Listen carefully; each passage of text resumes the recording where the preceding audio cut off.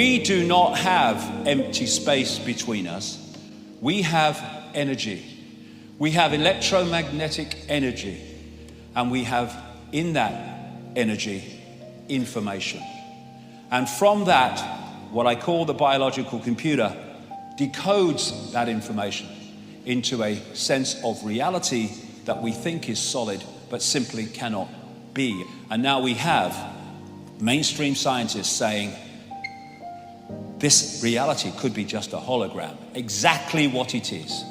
Nikola Tesla, the genius from which so much came, he could see beyond the physical that we perceive. And he said, the day science begins to study non-physical phenomena, it will make more progress in 1 decade than in all the previous centuries of our existence. Why? Because you go to the source of the reality instead of the decoded expression of that reality.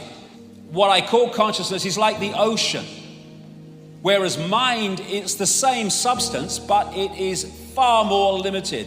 Like ice is the same substance as water, but it's in a completely different and more limited state. And you know, when you look at the oceans, they say it's the South China Sea, they say it's the South Atlantic, the Indian Ocean, the North Atlantic, same bloody water. But what we do is we give our water, our infinite self, names, like Ethel Jones and Arthur Smith, and we give them identities without realizing that we are just points of attention within one infinite, eternal consciousness. We are expressing our point of attention as a uniqueness, which is wonderful. A unique personality, a unique person, a unique perspective, a unique point of attention. But at that time, we are connected to all the other points of attention in infinite awareness, which in the end are all us and we are all them. And so, when we go to war, we go to conflict, we are fighting ourselves. The ocean is the droplet is the ocean. Drop the droplet in the ocean, where does the droplet end and the ocean start? The idea of the conspiracy is to keep that droplet disconnected from the ocean.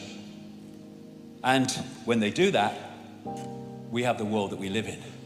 If you don't become the ocean, you'll be seasick all your life.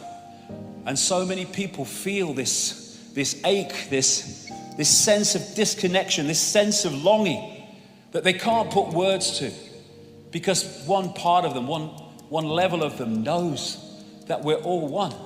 Everything is all one.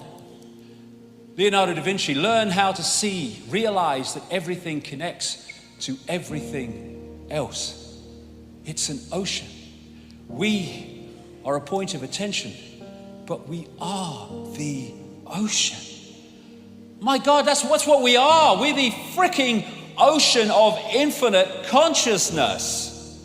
What a job they've done to persuade us we're Ethel from the store. Near-death experiences, the common themes of what they say is incredible. How they leave the body and suddenly past, present and future are all happening at the same time, in the same moment. How they have multiple levels of awareness at the same time. In the body they had one level of awareness, because the body focuses us in these frequencies, locks us in like a computer. The fear of death comes from the ignorance of life. There is no death. There's just a removal from the vehicle into consciousness, in awareness of itself again. But you get people frightened of death and they'll give their power away to doctors and chemo freaking therapy and all of it because they want to stay alive because they fear death. There is no death. There's just a change of point of attention. So we have a visible universe, that which we can see, and we have an invisible universe, which is everything else. And the visible universe is so tiny, it is funny. And so through the body we perceive in a visual sense what the body can decode, which is this little band of frequencies. You go outside the body, now you're perceiving much greater frequencies, and thus your reality changes. If you wish to understand the universe, said Tesla, think of energy, frequency, and vibration. Exactly. So, our point of attention holds us in this reality, unless we're open to consciousness.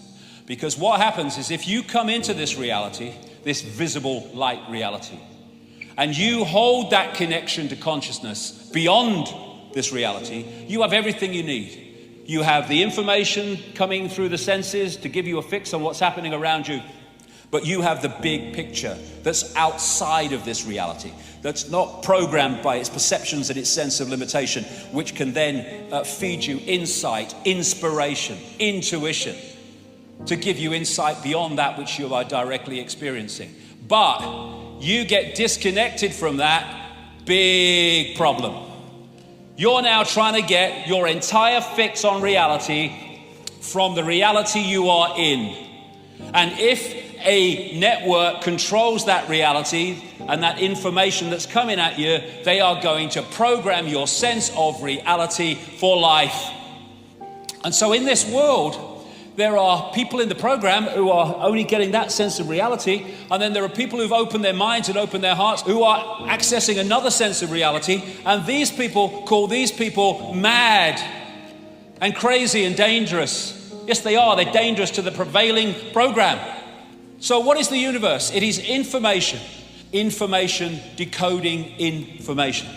And form is information. Our base state is awareness. It doesn't have form, it's just awareness. But we come into the realms of form, and form is created from information. And so we need to stop living the lie and start living the truth of who we really are. We are infinite awareness. We are not humans. That is our experience. We are infinite awareness having that experience. Infinite possibility.